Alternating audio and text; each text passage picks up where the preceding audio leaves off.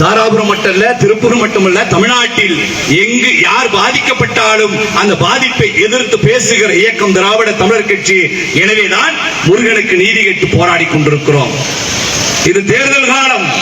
எல்லா கட்சிகளும் தேர்தலை நோக்கி போய் கொண்டிருக்கிறது.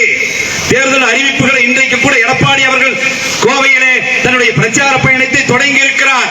திராவிட மாடல் அரசு செய்திருக்கிற சாதனைகளை பேச வேண்டிய நாங்கள் இன்றைக்கு எதிர்த்து இந்த இடத்திலே பேசிக் கொண்டிருக்கிறோம் என்றால் அதற்கு அடிப்படை காரணம் அரசு அதிகாரிகள் தன்னுடைய பணியை சரியாக செய்ய வேண்டும். இங்க இருக்கக்கூடிய உளவு அதிகாரிகள் அதை பதிவு செய்ய வேண்டும் அரசிடத்திலே.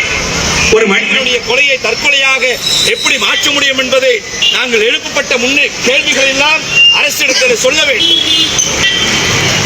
சங்பரிவார அமைப்புகளுக்கு எதிராக போராட வேண்டிய நாம் மனிதனின் மதத்தின் அடிப்படையில், ஜாதியின் அடிப்படையில் நாமே பேச வேண்டிய ஒரு சூழலை அனங்கியம் காவல்துறை, தாராபுரம் டிஎஸ்பி உள்ளிட்ட அத்தனை பேரும் ஏற்படுத்தி இருக்கிறார்கள்.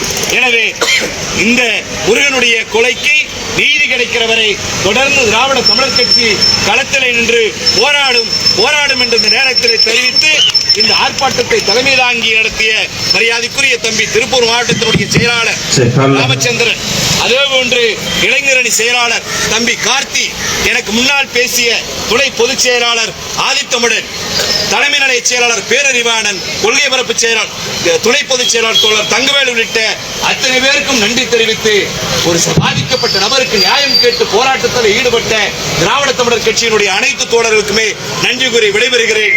நன்றி, வணக்கம்.